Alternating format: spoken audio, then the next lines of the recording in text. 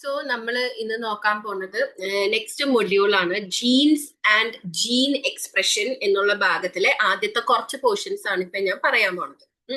Jeans ആണ്, അതായത് module 3 genes and gene expression. അപ്പൊ നിങ്ങൾക്ക് അറിയണ്ടാവും എന്താണ് ജീൻ. അതായത് നമ്മള് വലിയൊരു DNA പറയുന്നുണ്ട്. DNA എന്ന് പറയുന്നത് ഭയങ്കര ലെങ്ത് ഉള്ളതാണ്. അതാണ് നമ്മുടെ ജനറ്റിക് മേക്കപ്പ് അല്ലെങ്കിൽ ഒരാളുടെ കാര്യങ്ങൾ കൺട്രോൾ ചെയ്യുന്നത് അതിലുള്ള ജീനുകളാണെന്ന് പറയും. അതായത് എൻറ്റയർ DNA എന്ന് പറയുന്നത് ആ ലോങ് ത്രെഡ് പോലത്തെ nucleic acid, deoxy റൈബോ nucleic acid ആണ്. അതിൻ്റെ ഉള്ളില് നമ്മളെ പല കാര്യങ്ങളും, നമ്മുടെ ക്യാരക്ടറിനെ, നമ്മുടെ അപ്പിയറൻസിനെ, നമ്മുടെ സ്കിൻ കളറിനെ, അങ്ങനെ നമ്മുടെ ഒരു ഓർഗാനിസത്തിന്റെ എന്തൊക്കെ ഫീച്ചേഴ്സ് ഉണ്ടോ അതിനെ എല്ലാം കൺട്രോൾ ചെയ്യുന്ന ജീനുകൾ ഉണ്ടായിരിക്കും. അതായത് ചെറിയ ചെറിയ സെഗ്മെന്റ്സുകൾ. DNA എല്ലാ ഭാഗവും യൂസ്ഫുൾ അല്ല. കുറെ ഭാഗങ്ങളൊക്കെ ആവശ്യമില്ലാത്തതാണ്, കുറെ ഭാഗങ്ങളൊന്നും ഒന്നിനെയും കോഡ് ചെയ്യുന്നില്ല. പക്ഷെ ചില ഭാഗങ്ങളൊക്കെ ഇതുപോലത്തെ പല ക്യാരക്ടേഴ്സിനെ കോഡ് ചെയ്യുന്ന റീജിയൻസ് ആണ്. അതിനെയാണ് ജീൻ. അതായത് എൻറ്റയർ ലെങ്ത് ഓഫ് DNA ചില ഫ്രാഗ്മെന്റ്സ് അല്ലെങ്കിൽ ചില ഷോർട്ട് ലെങ്ത് ഉള്ള കോഡിംഗ് റീജിയൻസിനെ വിളിക്കുന്ന പേരാണ് ജീൻ എന്ന് പറയുന്നത്.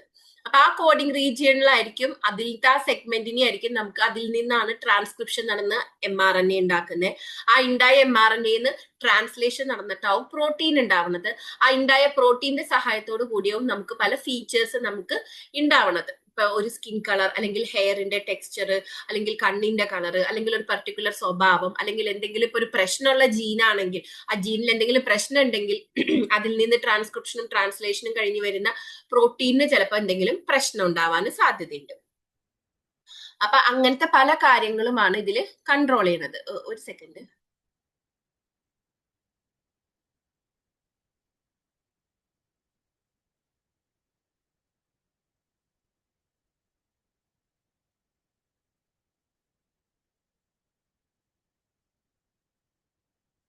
ഓക്കെ. അപ്പൊ അങ്ങനത്തെ ജീനിനെ പറ്റി പല സയന്റിസ്റ്റുകൾ പല രീതിയിൽ അതിനെപ്പറ്റി ഐഡിയാസും കാര്യങ്ങളും ഒക്കെ പറഞ്ഞിട്ടുണ്ട്. അപ്പൊ അതിൽ നിങ്ങൾക്ക് നേരെ സ്റ്റാർട്ട് ചെയ്യണത് മോഡേൺ കോൺസെപ്റ്റ് ഓഫ് ജീൻസ്. ജീനിനെ പറ്റിയിട്ടുള്ള ഏറ്റവും മോഡേൺ, പഴയ ഓൾഡ് അല്ലെങ്കിൽ ഏൻഷ്യൻ കൺസെപ്റ്റ്സ് പലതരത്തിലുണ്ട്. അതൊക്കെ നിങ്ങളുടെ ടെക്സ്റ്റിൽ ചെറുതായി മെൻഷൻ ചെയ്തിട്ടുണ്ട്. നമുക്ക് പക്ഷെ സിലബസിൽ പറഞ്ഞ ടോപ്പിക്സിലേക്ക് പോയാൽ മതി. അപ്പൊ സെയ്മൂർ ബെൻസർ എന്ന് പറഞ്ഞിട്ടുള്ള ഒരു സയന്റിസ്റ്റ് ആണ് കുറച്ച് terms related to modern concept of gene പറഞ്ഞിരിക്കുന്നത്. അപ്പൊ അതിൽ ഇമ്പോർട്ടന്റ് ആയിട്ടുള്ള കുറച്ച് ടേംസുകളാണ്. ഇപ്പൊ ഇതിൽ ടെക്സ്റ്റിൽ എക്സ്ട്രാ കുറച്ച് ടേംസുകളും കിടക്കുന്നുണ്ട്. ഒന്നുമില്ല, ഓരോ ടേംസ് ആണ്. സിസ്ട്രോൺ, മ്യൂട്ടോൺ, റെക്കോൺ, കോംബ്ലോൺ, റെപ്ലിക്കോൺ, ട്രാൻസ്ക്രിപ്റ്റോൺ എന്നൊക്കെ പറഞ്ഞിട്ടുള്ളത്. അപ്പോ സിസ്ട്രോൺ എന്ന് പറയുന്നത് എന്താ? ഏതൊരു റീജിയൻ ആണോ ആ ഒരു ക്യാരക്ടറിനെ എക്സ്പ്രസ് ചെയ്യാനായിട്ട് സഹായിക്കുന്നത് അതിനെയാണ് സിസ്ട്രോൺ. അത് ഏകദേശം ഒരു 100 ബേസ് പെയർ ലെങ്ത് ഒക്കെ വരുന്ന DNA ഒരു ഭാഗമായിരിക്കും. 100 ബേസ് പെയർ. ബേസസ് എന്ന് പറയുന്നത് ഏതൊക്കെയാ? Adenine, thymine, guanine, cytosine. ഇതിനെ പല കോമ്പിനേഷനിൽ അറേഞ്ച് ചെയ്തിട്ടായിരിക്കും ആ DNA ഇരിക്കുന്നുണ്ടാവുക. അപ്പൊ ഏകദേശം ഒരു 100 എണ്ണത്തിന്റെ ലെങ്ത്തിൽ വരുന്ന ആ ഒരു റീജിയൻ ആയിരിക്കും. അങ്ങനത്തെ പല പല റീജിയൻസ് ആയിരിക്കും പലതിനെയും കൺട്രോൾ ചെയ്യുന്നത്. അങ്ങനത്തെ ആ ഒരു റീജിയൻ എന്തെങ്കിലും ഒരു ട്രേറ്റിന്റെ കാര്യം അല്ലെങ്കിൽ എന്തെങ്കിലും ഒരു ക്യാരക്ടർ എക്സ്പ്രസ് ചെയ്യാൻ സഹായിക്കുന്നുണ്ടെങ്കിൽ, അതിന് കാരണമാവുന്നുണ്ടെങ്കിൽ അതിനെയാണ് സിസ്ട്രോൺ എന്നുള്ള പേര് കൊണ്ട് അറിയപ്പെടുന്നത്. It's a unit of function. Muton, muton പേരിൽ തന്നെയുണ്ട്, യൂണിറ്റ് ഓഫ് മ്യൂട്ടേഷൻ. അതായത് ഏതൊരു റീജിയൻ ആണോ മ്യൂട്ടേഷൻ നടക്കുന്നത് അല്ലെങ്കിൽ എവിടെയാണോ മ്യൂട്ടേഷൻ നടക്കുന്ന ആ റീജിയൻ ഉള്ളത്, അത് ഒരു ഇത്ര 100 ലെങ്ത് ഒന്നും ഉണ്ടാവില്ല. ചെറിയൊരു റീജിയനിലൊക്കെയാവും മ്യൂട്ടേഷൻ നടക്കുക അല്ലെ. സ്പോണ്ടേനിയസ് ആയിട്ട് വളരെ എന്താ പറയാ അൺപ്രഡിക്റ്റഡ് ആൻഡ് അൺഎക്സ്പെക്റ്റഡ് ആയിട്ടുള്ളതായിരിക്കും മ്യൂട്ടേഷൻ. അങ്ങനെ മ്യൂട്ടേഷൻ നടക്കുന്ന ആ ഒരു ചെറിയ ഏരിയനെയാണ് മ്യൂട്ടോൺ എന്ന് പറയുന്നത്. Next is recon. Recon is the unit of recombination. Recombination എന്ന് പറയുന്നത് എന്താ? വേറൊരു ജീനായിട്ട് അല്ലെങ്കിൽ വേറെ ഒരു DNA പാർട്ടായിട്ട് കമ്പൈൻ ചെയ്യുന്ന പ്രോസസ്സാണ് റിക്കോൺ എന്ന് പറയുന്നത്. ക്രോസിംഗ് ഓവർ, ഫെർട്ടിലൈസേഷനും കാര്യങ്ങളൊക്കെ നടക്കുമ്പോൾ. അപ്പൊ ഏതൊരു റീജിയൻ ഓഫ് ജീൻ അല്ലെങ്കിൽ DNA ഏതൊരു റീജിയൻ അല്ലെങ്കിൽ ജീനിന്റെ ഏതൊരു ഭാഗമാണോ റീകോമ്പിനേഷൻ നടക്കുന്ന യൂണിറ്റ് ആയിട്ട് ആക്ട് ചെയ്യുന്നത് അതിനെ റിക്കോൺ എന്ന് പറയണം. അതിലും ഈ പറഞ്ഞ മാതിരി ചെറുത് തൊട്ട് കുറച്ചധികം ബേസ് പെയർസ് ലെങ്ത് ഉള്ള ഒരു റീജിയൻ ആയിരിക്കും. ഇനി കോംബ്ലോൺ എന്നൊക്കെ പറഞ്ഞ ടെക്സ്റ്റിൽ കൊടുത്തിട്ടുണ്ട്. അതെന്ന് പറയുന്നത് യൂണിറ്റ് ഓഫ് കോംപ്ലിമെന്റേഷൻ, അല്ലെങ്കിൽ കോംപ്ലിമെന്റേഷൻ. ആ ഒരു ലൈനൊക്കെ പഠിച്ചാൽ മതി, ഭയങ്കര ഹെവി ആയിട്ട് ഇത് പഠിക്കണ്ട. റെപ്ലിക്കോൺ ഏതൊരു യൂണിറ്റ് ആണോ റെപ്ലിക്കേഷന് കാരണം അല്ലെങ്കിൽ റെപ്ലിക്കേഷൻ നടക്കുന്ന ഏരിയ, അതായത് റെപ്ലിക്കേഷൻ എന്ന് പറയുന്നത് എന്താ, DNA വേറൊരു പെയർ അല്ലെങ്കിൽ ഒരു കോപ്പി ഉണ്ടാവുന്ന പ്രോസസ്സാണ് റെപ്ലിക്കേഷൻ. അതിനെയാണ് റെപ്ലിക്കോൺ. ഇനി ഏതൊരു ഭാഗത്താണോ ട്രാൻസ്ക്രിപ്ഷൻ നടക്കുന്നത് അതിനെയാണ് ട്രാൻസ്ക്രിപ്റ്റോൺ. അപ്പൊ ആ എന്ത് പ്രോസസ്സാണോ ആ ഒരു ഏരിയയിൽ നടക്കുന്നത് അത് വെച്ചിട്ടായിരിക്കും ഈ പേരുകൾ ഇട്ടിരിക്കുന്നത്.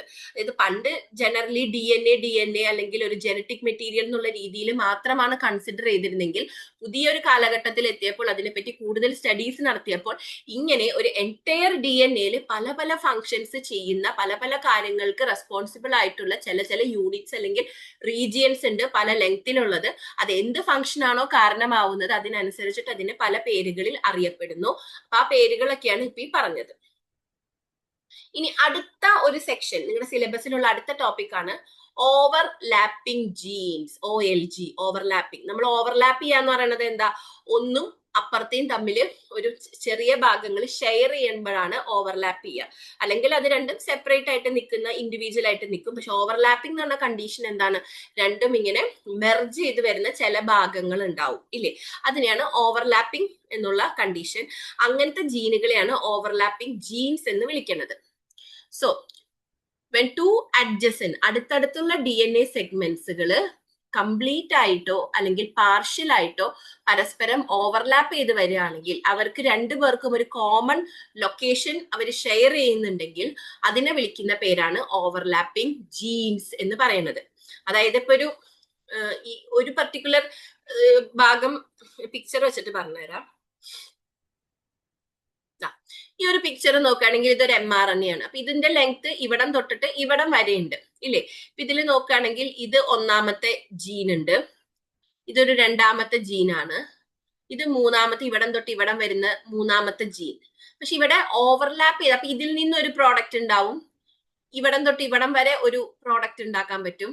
ട്രാൻസ്ക്രിപ്ഷനും ട്രാൻസ്ലേഷനും കഴിയുമ്പോൾ ഇവിടെ നിന്ന് തൊട്ട് ഇവിടം വരെയും പ്രോഡക്റ്റ് ഉണ്ടാക്കാം.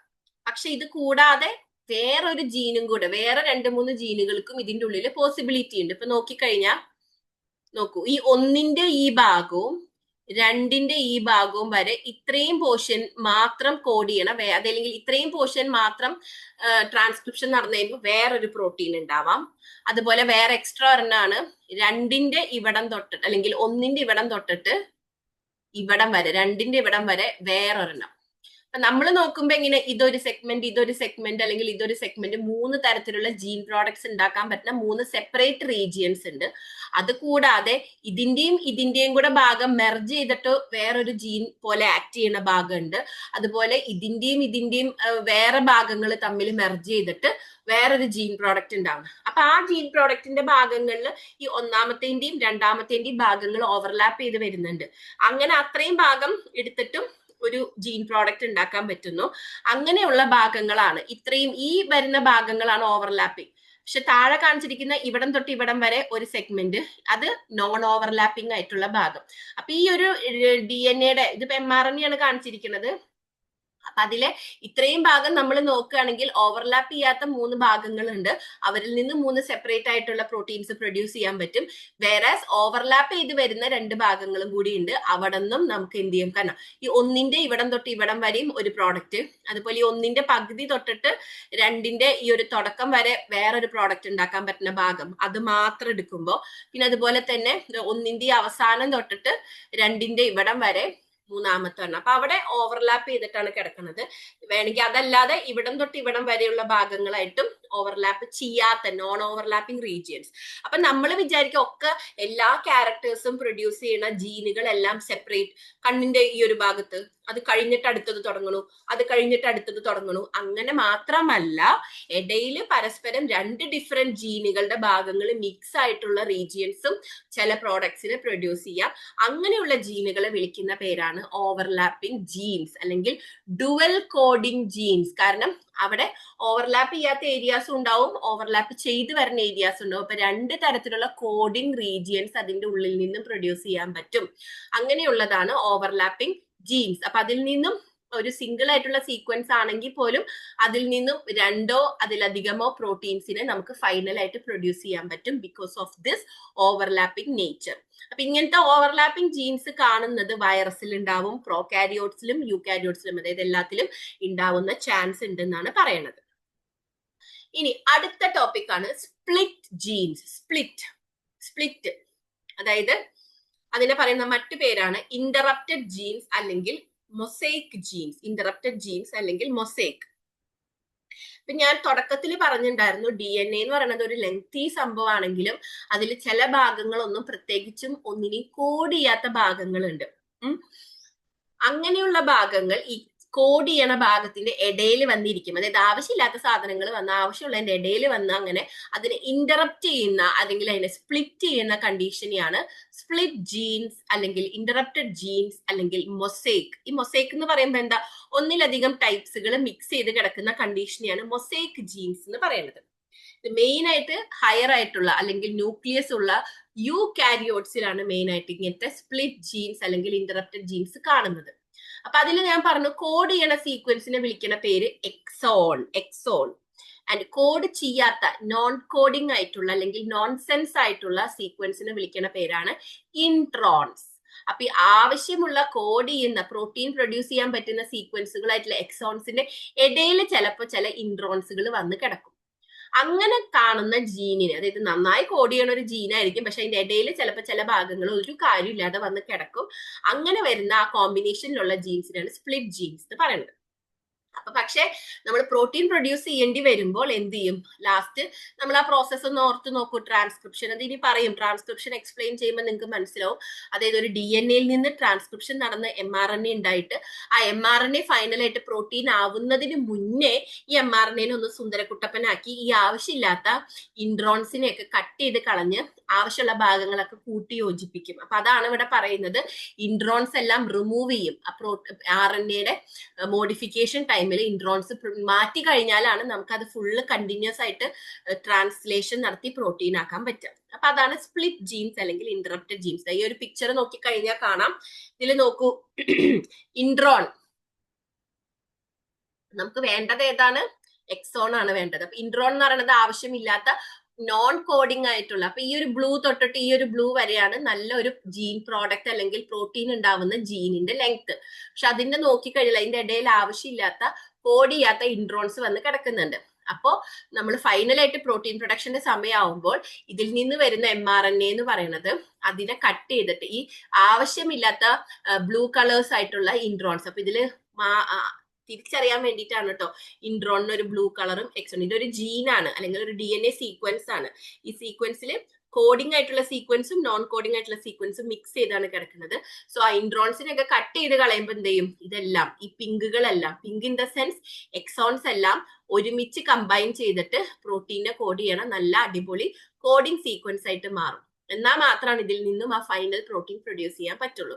അപ്പൊ ഇങ്ങനെ mix-up of intron and Exxon വരുന്ന ജീനുകളെ വിളിക്കുന്ന പേരാണ് സ്പ്ലിറ്റ് ജീൻസ് അല്ലെങ്കിൽ ഇന്ററപ്റ്റഡ് ജീൻസ് അല്ലെങ്കിൽ മൊസൈക്ക് ജീൻ. ഈ 3 പേരുകളും ഓർത്ത് വെക്കുക. ഏത് പേരിലാണ് ക്വസ്റ്റ്യൻ വരിക എന്ന് പറയാൻ പറ്റില്ല.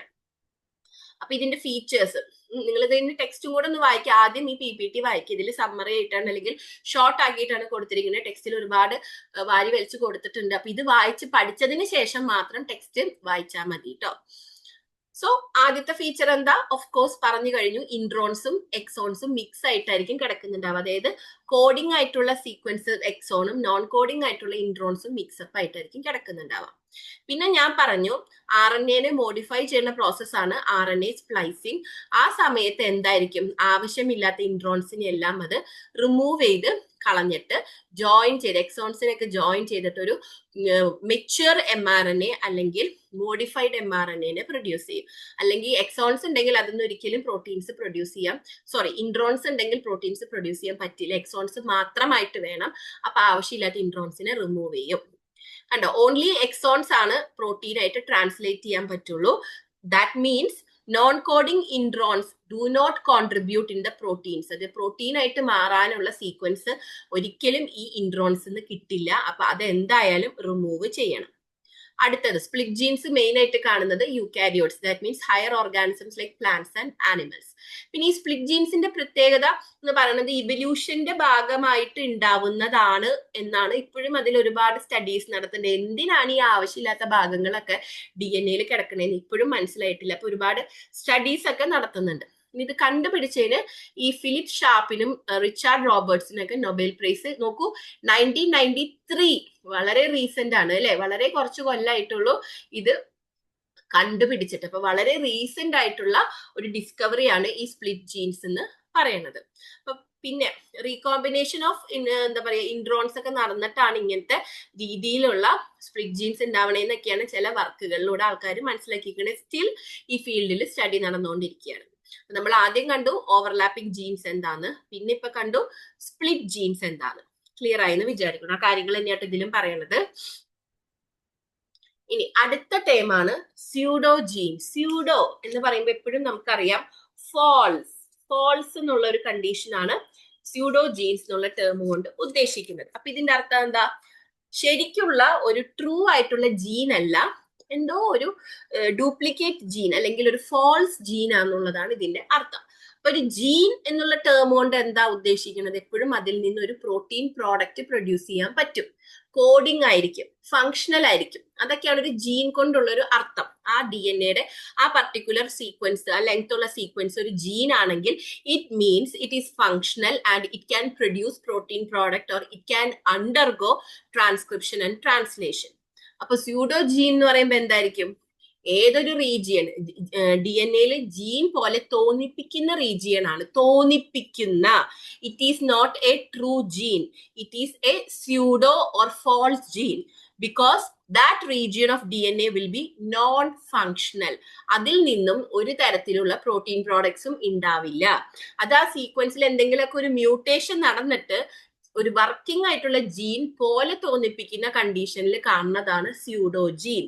മനസ്സിലല്ലേ? അപ്പൊ അതൊരു നോൺ കോഡിംഗ് ആയിട്ടുള്ള, നമ്മൾ നേരത്തെ കണ്ടില്ലേ ഇൻട്രോൺസ്, അങ്ങനെയുള്ള കണ്ടീഷനിൽ ഇരിക്കുന്ന ആൾക്കാരായിരിക്കും സ്യൂഡോ ജീൻസ്.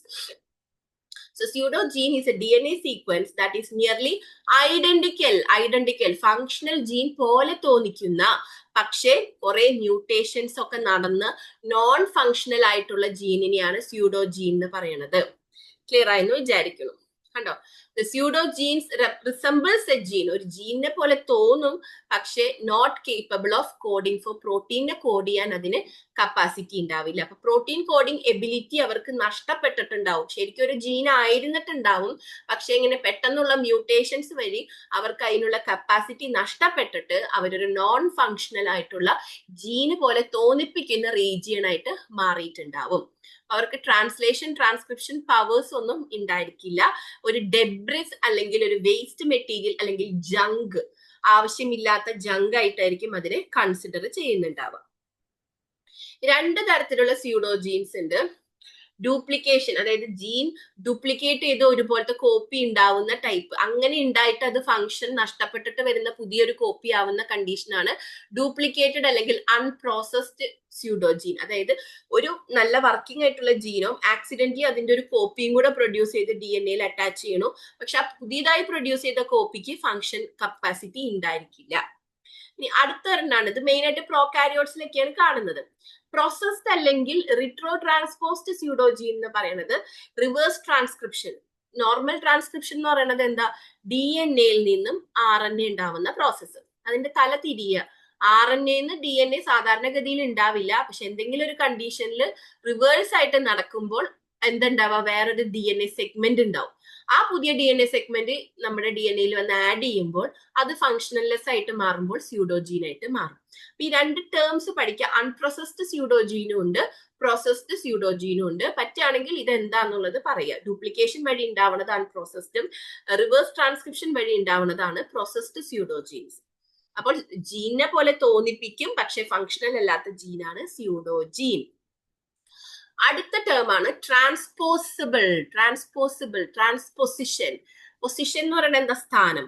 ട്രാൻസ്പൊസിഷൻ എന്ന് പറയുന്നത് എന്താ? സ്ഥാനം മാറുന്ന, അതായത് മൂവ് ചെയ്യാൻ പറ്റുന്ന DNA അല്ലെങ്കിൽ ജീൻ അല്ലെങ്കിൽ DNA ഫ്രാഗ്മെന്റ്സിനെ വിളിക്കുന്ന പേരാണ് ട്രാൻസ്പോസബിൾ എലമെന്റ്സ്. കണ്ടോ? ഇവിടെ പറയുന്നുണ്ട്, a bit of DNA that can move from a place to another place. DNA തന്നെ അവർ അങ്ങോട്ടും ഇങ്ങോട്ടും നീങ്ങിപ്പോവും, വേറെ പൊസിഷനിൽ പോയിരിക്കും. നോർമലി ഇരിക്കേണ്ട സ്ഥലത്ത് ഇരിക്കുന്നതിന് പകരം the inserted at another site. അങ്ങനെ മൂവ് ചെയ്യാൻ കപ്പാസിറ്റി ഉള്ള അങ്ങനെയുള്ള സെഗ്മെന്റ്സിനെ വിളിക്കുന്ന പേരാണ് ട്രാൻസ്പോസബിൾ എലമെന്റ്സ്. അത് ഈ മ്യൂട്ടേഷൻ ഒക്കെ ഉണ്ടാക്കാൻ കഴിവുള്ളതാണ്. കാരണം നോർമലി ആ സെഗ്മെന്റ് ഇരിക്കേണ്ട സ്ഥലത്തല്ല ഇരിക്കേണ്ടത്, അത് വേറെ വല്ല സ്ഥലത്ത് പോയി ഇരുന്നാൽ ഓട്ടോമാറ്റിക്കലി വേറെ വല്ല ജീനിന്റെ ഉള്ളിൽ കയറിയിരിക്കും. അപ്പൊ അതെന്താവും, ആ ജീനിന് ഒരു മ്യൂട്ടേഷൻ ആവും. അപ്പൊ ആ ജീനിന്റെ കപ്പാസിറ്റി നഷ്ടപ്പെടും. ഒരു സ്ഥലത്ത് ഇരുന്നാൽ മതി, അപ്പൊ അങ്ങോട്ട് മൂവ് ചെയ്യാൻ പറ്റില്ല. അല്ലെങ്കിൽ ജമ്പിങ് ജീൻസ് എന്ന് പറയും, ഒരു സ്ഥലത്ത് നിന്ന് ചാടിപ്പോയി അപ്പുറത്ത് ഇരിക്കുക, ജമ്പിങ് ജീൻസ്. അപ്പൊ അതാണ് ട്രാൻസ്പോസോൺസ് അല്ലെങ്കിൽ ട്രാൻസ്പോസബിൾ എലമെന്റ്സ്. ആ പ്രോസസ്സിനെയാണ് ട്രാൻസ്പോസിഷൻ എന്ന് പറയുന്നത്. So it is also known as jumping genes. ഈ പേരുകൾ മാറി മാറി പഠിക്കുക കേട്ടോ. മൊബൈൽ DNA ഇതെല്ലാം, കാരണം മൊബൈൽ മൂവ് ചെയ്യാൻ പറ്റുന്ന, ജമ്പ് ചെയ്യുന്ന, ട്രാൻസ്പോസബിൾ ആയിട്ടുള്ള, കോമൺ ആയിട്ട് അതിന്റെ ഷോർട്ട് ഫോം അല്ലെങ്കിൽ അതിന്റെ പേര് ട്രാൻസ്പോസോൺസ്. പര്യായങ്ങളും കൂടെ പഠിക്കുക കേട്ടോ. ഏത് പേര് വെച്ചിട്ടാണ് ചോദിക്കുക എന്ന് പറയാൻ പറ്റില്ല. പേരിൽ തന്നെയുണ്ട് they can move from one place to another within the genome. ഒരു ജീനോമിൽ അങ്ങോട്ടും ഇങ്ങോട്ടും മൂവ് ചെയ്യാൻ പറ്റും. ചിലപ്പോ അത് എന്ത് ചെയ്യുന്നറിയോ, അവരെ പോലെ ഒരു കോപ്പിയും കൂടി ഉണ്ടാക്കും. അതേപോലത്തെ ഡ്യൂപ്ലിക്കേറ്റ് ഭാഗം ഉണ്ടാക്കിയിട്ട് വേറെ പൊസിഷനിൽ കൊണ്ടിടും. അല്ലെങ്കിൽ അവരവിടെ നിന്ന് ചാടി നീങ്ങി അപ്പുറത്തേക്ക് പോയിരിക്കും. അങ്ങനെ കട്ട് ചെയ്ത് നീങ്ങിപ്പോയിരിക്കണം അങ്ങനത്തെ, അല്ലെങ്കിൽ മൂവ് ചെയ്യാൻ പറ്റുന്ന കപ്പാസിറ്റി ഉള്ള ജീൻസിനെയാണ് ട്രാൻസ്പോസിഷൻ.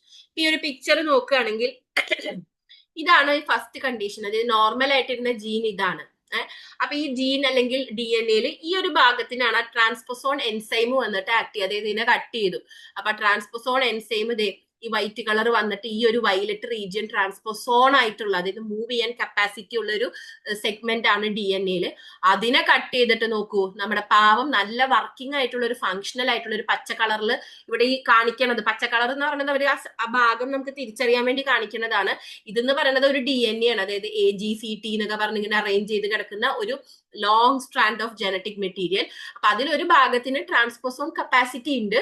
അവിടെ വന്നിട്ട് ട്രാൻസ്പോസോൺ കപ്പാസിറ്റി കൊടുക്കണ എൻസൈമും കൂടെ വന്ന് ആക്ട് ചെയ്ത് അതിനെ കട്ട് ചെയ്തെടുത്തിട്ട് മര്യാദയ്ക്ക് ഫങ്ഷൻ ആയിട്ടിരുന്ന നല്ലൊരു ജീനിന്റെ ഉള്ളിൽ വന്നിട്ട് അത് ഫിറ്റ് ചെയ്തു. കണ്ടോ, ആ ഗ്രീനിന്റെ ഉള്ളിൽ വന്ന് ഫിറ്റ് ചെയ്തു.